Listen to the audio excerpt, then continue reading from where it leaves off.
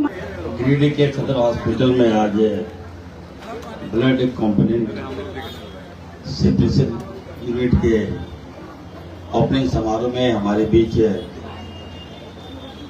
राज्य के higher education urban minister भाई सुब्रत सोनू जी, यहाँ के यंग एवं डायनेमिक हमारे डीसी साहब,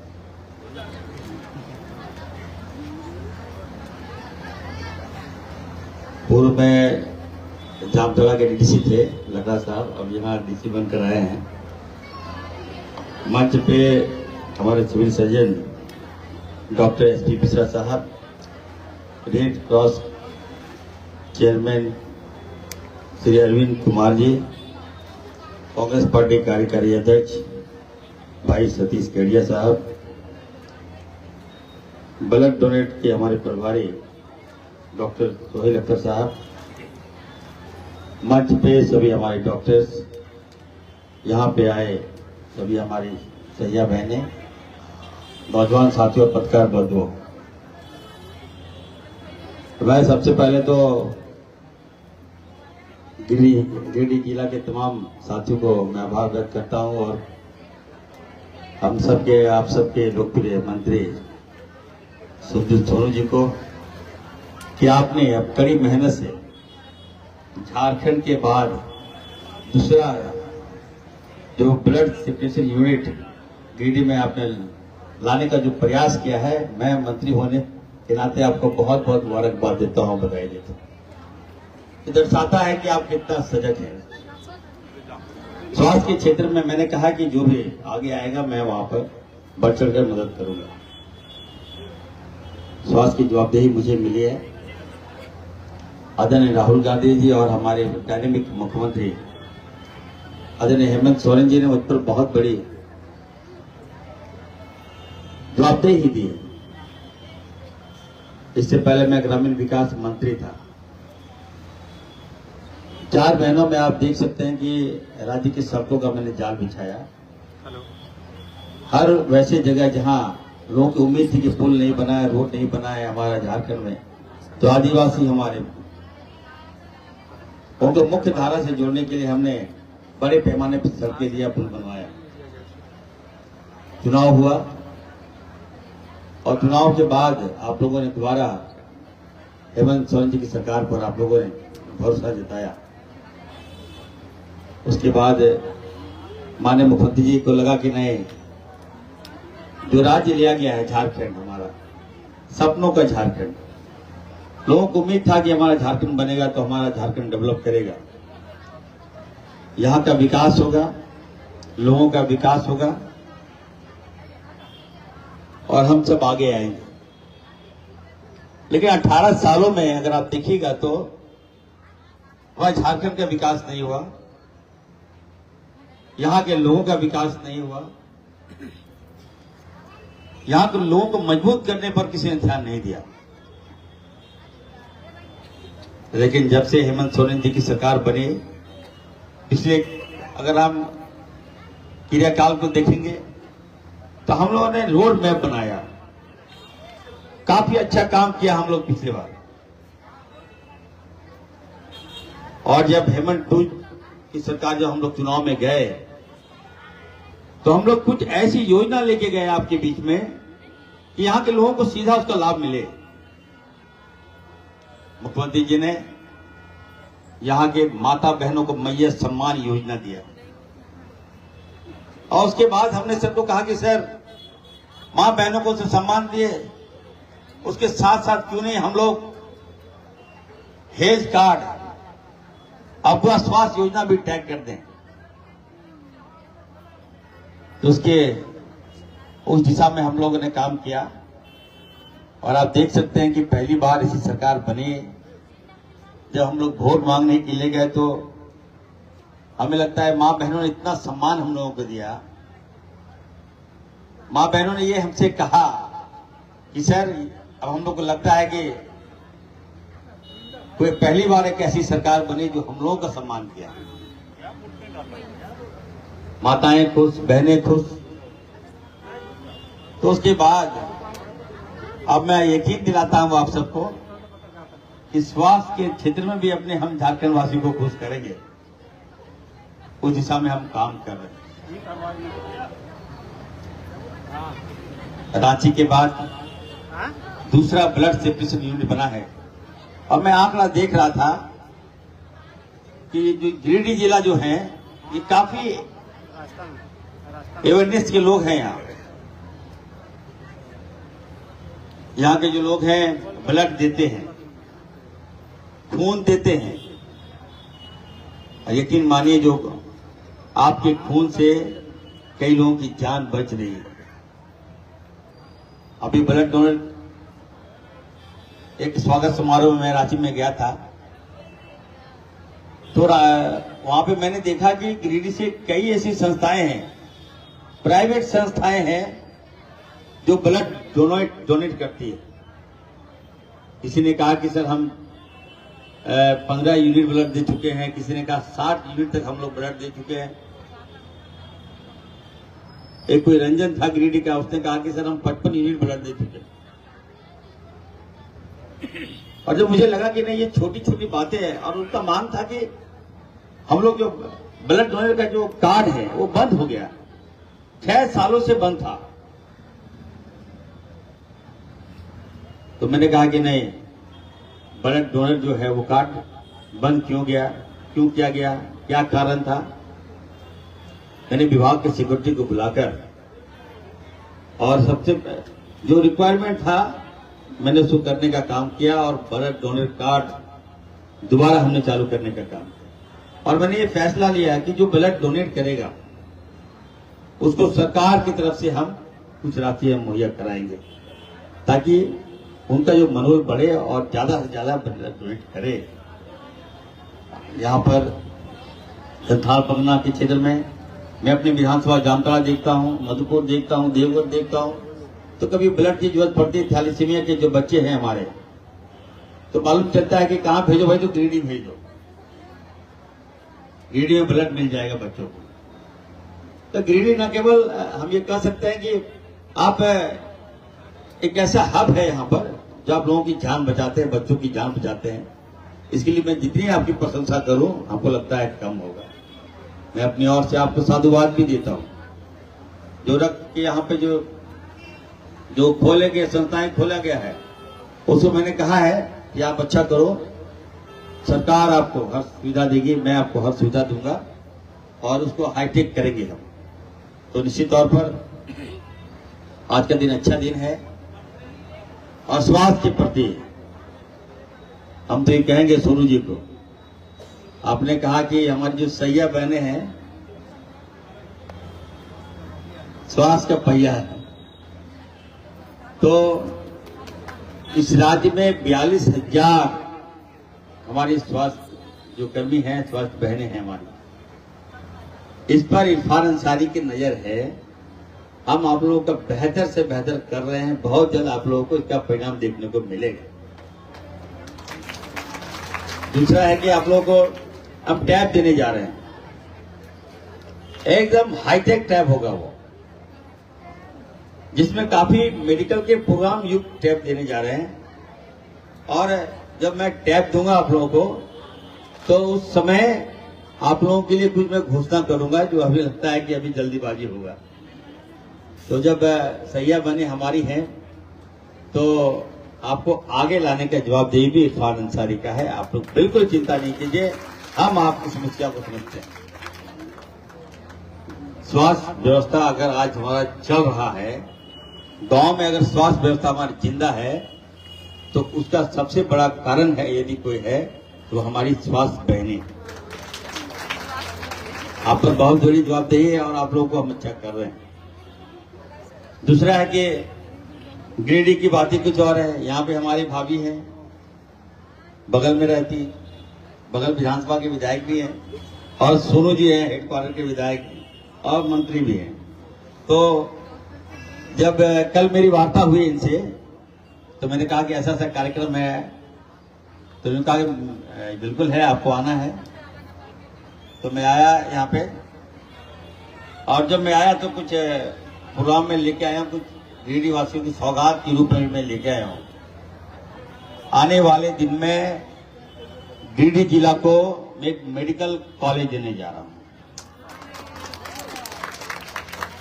मैं डीसी साहब से कहूंगा कि हमको 25 एकड़ जमीन आप दीजिए। 25 एकड़ जमीन दीजिए। जमीन का अभाव था, नहीं तो मैं पहले ही फर्स्ट फेज में गिरिडीह को मैं मेडिकल कॉलेज के लिया था, लेकिन पानी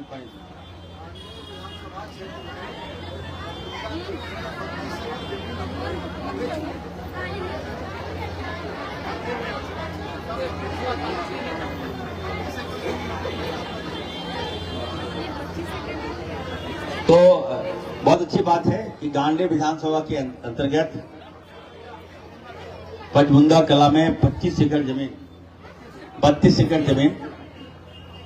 तो मैं आज आपको आश्वस्त करता हूं, तमाम गिरिडीह जिलावासियों को कहना चाहता हूं कि हमारी सरकार संवेदनशील सरकार जो है, जनता के लिए सरकार बनी है। मैं गिरिडीह वासियों को, गिरिडीह जिला को मैं एक मेडिकल कॉलेज देने जा रहा हूं। दूसरा है कि जब आप मेडिकल कॉलेज अगर आप कहीं बनाइएगा तो वहां पर कम से कम मिनिमम 300 बेडेड हॉस्पिटल होना चाहिए, या फिर 500 बेडेड हॉस्पिटल। तो अभी बातें आ रही थी कि गिरिडीह में जो पुराना जो हॉस्पिटल है इसको डिमोलिश करना है। ये बात सही है, मेरे संज्ञान में पहले भी था। तो मैं यहाँ के लोगों को कहना चाहता हूँ और मैं वादा कर रहा हूँ यहाँ पर कि बहुत जल्द इस 100 बेड जो हॉस्पिटल है इसको बढ़ाकर हम 300 बेडेड हॉस्पिटल करने जा रहे हैं, जिसकी लागत 300 करोड़ रुपया होगी। 300 करोड़ लागत से, मैंने मंत्री जी को उसी समय विधानसभा में कहा था कि 300 करोड़ रुपया की लागत से मैं आपको 300 बेड हॉस्पिटल में यहाँ देने जा रहा हूँ, आप जमीन मुहैया करा दीजिए। तो इन्होंने कहा कि यही हॉस्पिटल है, यहाँ जमीन है लेकिन पुराना बिल्डिंग है, तो इसको डिमोलिश कर दीजिए। तो आप डिमोलिश करेंगे तो मैं 300 बेड हॉस्पिटल यहाँ पे मैं देने जा रहा हूँ। और तीसरा सबसे बड़ा है कि सुपर स्पेशलिस्ट हॉस्पिटल हमने लिया है कि पहले धनबाद जो अनुमंडल मतलब परमंडल में हमने दिया था, इनको हर 5 जगह मैंने दिया था। धनबाद में दिया, रांची में दिया, जमशेदपुर में भी दिया हमने।